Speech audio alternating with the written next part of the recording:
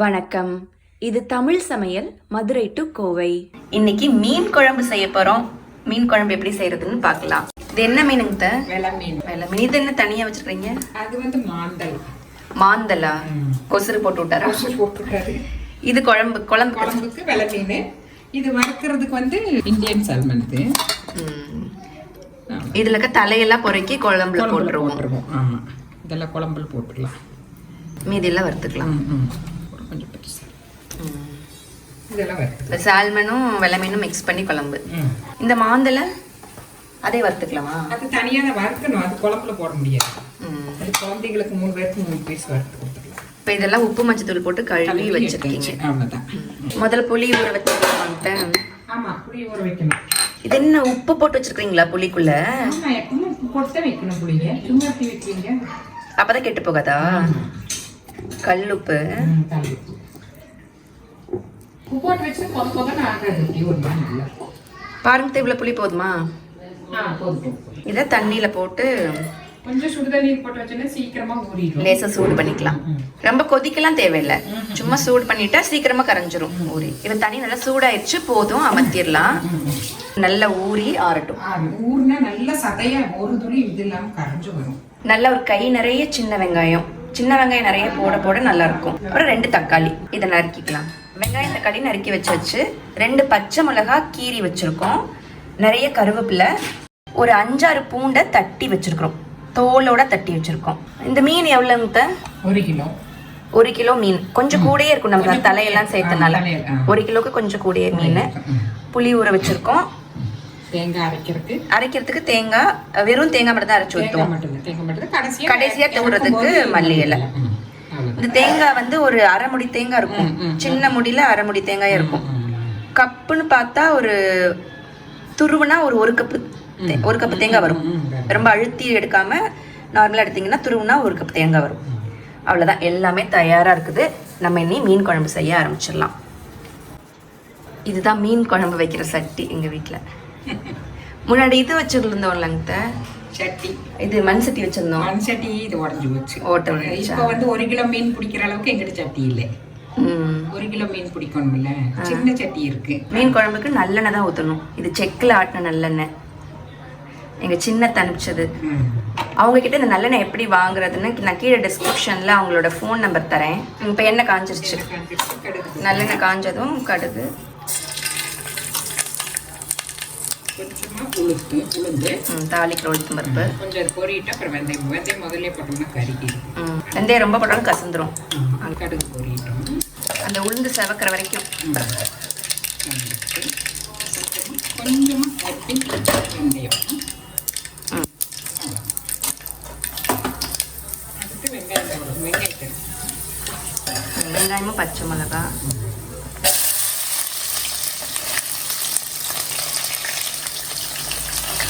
சின்ன வெங்காயம் போட்டால் தான் டேஸ்ட்டு. அது இல்லாதப்ப பெரிய வெங்காயம் போட்டுக்கலாம். கருவேப்பிலை பச்சை மிளகாய் இப்போ போட்டுருக்கேன். கொஞ்சம் வளர்ந்து கொஞ்சம் லேசாக வறுபட்டோடனே தோலோடு போட்டால் தான் வாசம். நச்சு போடணும்.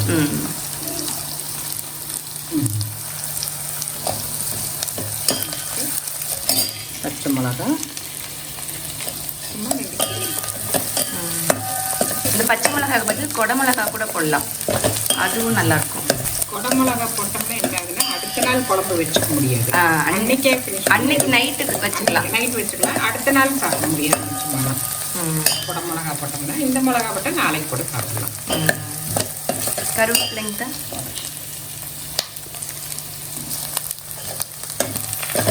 நிறைய கருவேப்பிலை போட்டால் வாசமாக இருக்கும். வெங்காயம் நல்லா வணங்க விட்டு தக்காளி. இது வணக்கிறதா வேலை. குழம்பு ஊற்றி வச்சுக்கோம்னா அப்புறம் பொரிச்சிடும். வணக்கிறதா பொறுமையாக கருதாமல்.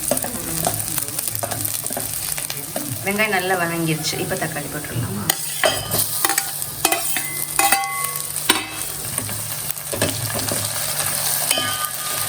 என்கிட்ட உங்களுக்கு இந்த மீன் குழம்பு வைக்க சொல்லி கொடுத்தது யாரு? எங்க அத்தை எல்லா குழம்புமே நல்லா வைப்பாங்க. மீன் குழம்பு தெரியாது. மீன் குழம்பு வச்சதில்லை. நீங்க ஊர்ல வந்து ஆடு கோழி மெயினாக ஆட்டுக்கறி தான் நாங்கள் கிராமத்தில் சாப்பிடுவோம். இல்லைன்னா நாட்டுக்கோழி. பிராய்லர்லாம் நாங்கள் சாப்பிட்டதே இல்லை சின்ன வயசு. இங்கே கொங்கு நாட்டில் நமக்கு கடல் இல்லாதனால உங்களுக்கு பெருசாக மீன் கிடைக்கல. அங்கே மதுரை பக்கம் அங்கே ராமேஸ்வரம் இருக்குல்ல, பரமக்குடி, அங்கேருந்தெல்லாம் மீன் வரும். அதனால எங்களுக்கு அங்கே மீன் தான் மீன். தக்காளி வளங்களுக்கு கொஞ்சம் மஞ்சள். மாமா மீன் சாப்பிட்டதே இல்லை. நான் வந்ததுக்கு அப்புறம் தான் மீன் குழம்பு வச்சு சாப்பிட்டு இப்போ அவருக்கு கறி கோழியை விட மீன் தான் ரொம்ப பிடிக்க ஆரம்பிச்சிருச்சு. அது சாப்பிட்றப்ப சொல்லிகிட்டே இருப்பாரு, தக்காளி நல்லா வணங்கும். நல்லா வணங்கணும். மஞ்சள் தூள் போட்டு அப்படியே கொஞ்சம் சிம்பிளாக வச்சு மெதுவாக பொறுமையாக இது மாதிரி பண்ணணும். தக்காளி வேகணும். தக்காளி நல்லா வணங்கிடுச்சு. இப்போ மிளகாத்தூள் நம்ம குழம்பு 2.5 ஸ்பூனாவது போடணும். இது டேபிள் ஸ்பூன் மேஜை கரண்டி போட்டுருக்கோம். மல்லித்தூள் போட்டால் தான் நல்ல கிரேவி வரும். இதில் ஒன்று போட்டுக்கலாம், நல்லா நிறச்சி ஒன்று போட்டுக்கலாம். நம்ம மிளகாத்தூள்லேயே மல்லித்தூள் இருக்குது, ஆனாலும் தனி மல்லித்தூள் போட்டால் தான் நல்லா வாசனையும் இருக்கும், குழம்பும் நல்லா கிரேவியாக வரும். இது நல்லா எண்ணெயிலேயே அடுப்பு சின்னதாக வச்சுட்டு வணக்கணும். நம்ம மிளகாத்தூள்ல என்னெல்லாம் இருக்குதுங்கிட்ட?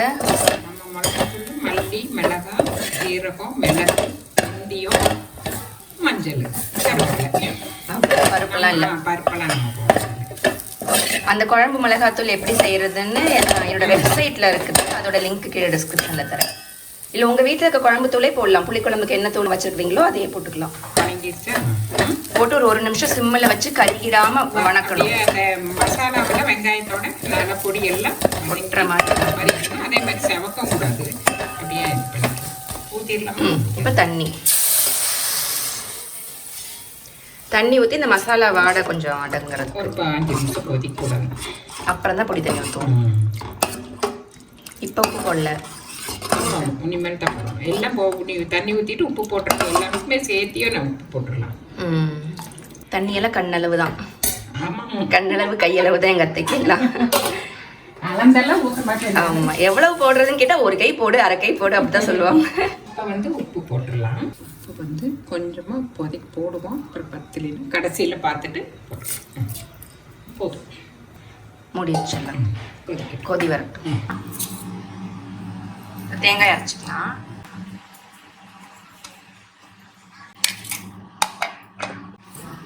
தேங்காய் அரைச்சாச்சு.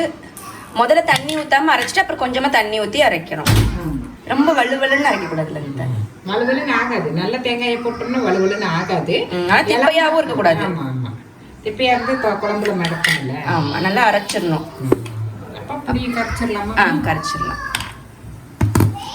சுடுதண்ணில் வச்சனால கரைக்கிறதுக்கு ஈஸியாக வருது. புளியும் நல்ல புளி. அது கொதிச்சிருச்சா? போதும். இது இப்போ எவ்வளோ நேரம் கொதிச்சிருக்கும்? 5-6 நிமிஷம் ஆகிருக்கும். ஒரு 5-6 நிமிஷம் நல்லா கொதி வந்துருச்சு. இந்த மிளகாத்தூள் வாசமெல்லாம் அடங்கிடும். இனி புளியும் போட்டு நல்லா கொதிக்கணும். புளி போட்டு 10 நிமிஷம். 10 நிமிஷம் கொதிக்கணும். ஊற்றிடுவோம்.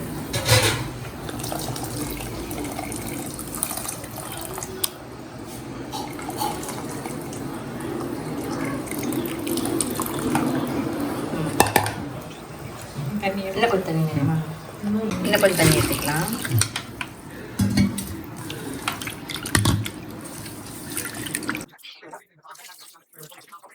தண்ணி நமக்கு எவ்வளோ தேவையோ இப்பயே கரெக்டாக ஊற்றி வச்சுக்கணுமா? இன்னும் கொஞ்சம் தேங்காய் அரைச்சி கொஞ்சம் தண்ணி ஊற்றுவோம். நம்ம குழம்பு எவ்வளோ வேணும், ஆனால் இன்னும் கொஞ்சம் தண்ணி ஊற்றிக்கலாம். கொஞ்சம் ஊற்றிக்கணும்னா கொதிக்கும் போது கொஞ்சம் சுண்டிக்கணும். தேங்காய்க்கு அவ்வளோதான், மிக்ஸி கழுவி ஊற்றுற தண்ணி மட்டும்தான். போதும். இவ்வளோதான்.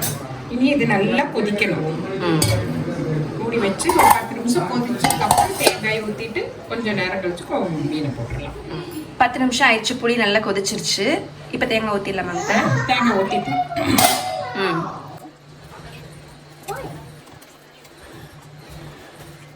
கொஞ்சம் மிக்ஸி கழுவி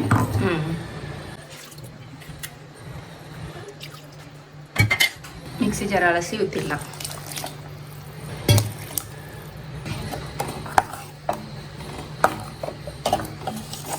இப்போ வந்து உப்பு புளிப்பு காரம் எல்லாம் பார்த்துக்கலாம். ஒரு கொதி வந்த உடனே நம்ம மீன் போடுறதுக்கு முன்னாடி கொஞ்சம் உப்பு பார்த்துட்டு இது போட்டேன் கொதிக்கட்டும். தேங்காய் ஒரு ஆனால் மீதம் போடுறதுக்கு முன்னாடி உப்பு லேசாக தூக்கலாக இருக்கணும். ஆமாம், அப்போதான் உப்பு பிடிக்காது மீன். அப்போ மீன் பிடிச்சதுக்கப்புறம் கரெக்டாக இருக்கும்.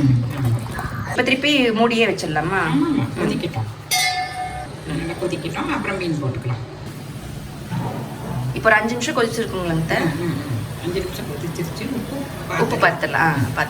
உப்பு பார்த்துட்டு பத்தலை, இப்போ கொஞ்சம் போட்டுக்கலாம். உப்பு பத்தலை, போட்டு காமிங்க.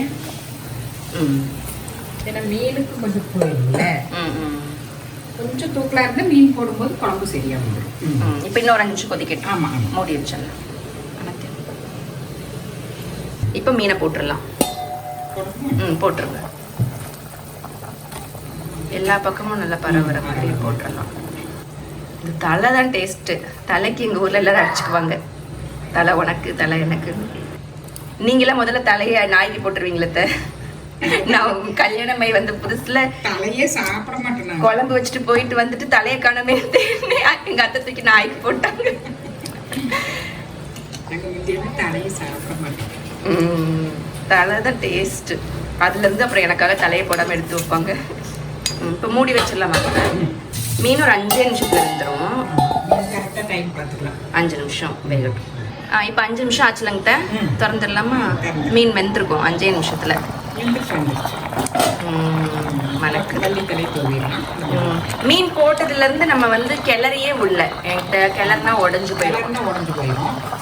தண்ணி இருக்கிறதுனால ஒன்றும் அடி பிடிக்காது. மீனை போட்டு கரண்டியை வச்சு கிண்டக்கூடாது. இப்போ மல்லிகளை தூவிடலாம். அவ்வளோதான். மணி வந்து இப்போ 10 தான் ஆகுது. நம்ம சாப்பிட்றப்போ 1 மணி ஆயிடும். இந்த மாதிரி 3 மணி நேரத்துக்கு முன்னாடியே செஞ்சு வச்சு அப்படியே மூடி வச்சிட்டோம்னா நல்லா அந்த சாரெல்லாம் மீன் உறிஞ்சு சாப்பிட்றதுக்கு ரொம்ப டேஸ்ட்டாக இருக்கும். இன்னைக்கு நைட்டு இன்னும் நல்லா இருக்கும். நாளைக்கு சாப்பிட்டா இன்னும் ரொம்ப டேஸ்ட்டாக இருக்கும். ஆஃப் பண்ணிடலாமா? ஆஃப் பண்ணிடலாங்க சார். மூடிடலாம். அவ்வளோதான். அப்புறம் சாப்பாடு மணி 1 ஆச்சு.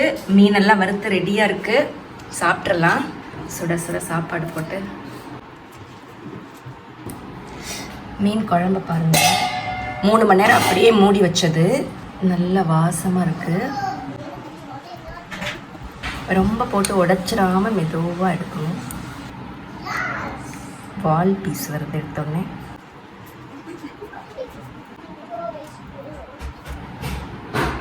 அப்புறமா பொறுமையாக தேடி தலையை எடுக்கலாம். எங்கள் குழம்பு பொடி நல்ல காரமாக இருக்கும். குழம்பை பார்க்க நீர்க்க இருந்தாலும் காரசாரமாக செமையாக இருக்கும். இதை கம்மஞ்சோறுக்கோ ராகி களிக்கோ கூட தொட்டு சாப்பிட்லாம். மீன் குழம்பு, மீன் வறுவல் தயார். இதை சமைச்சு சாப்பிட்டு பார்த்துட்டு எப்படி இருந்ததுன்னு சொல்லுங்கள். சத்தான உணவு சமைக்க சப்ஸ்கிரைப் பண்ணுங்கள். தமிழ் சமையல் மதுரை டு கோவை. அன்புடன் ஷியாமலா சத்யசீலன். நன்றி.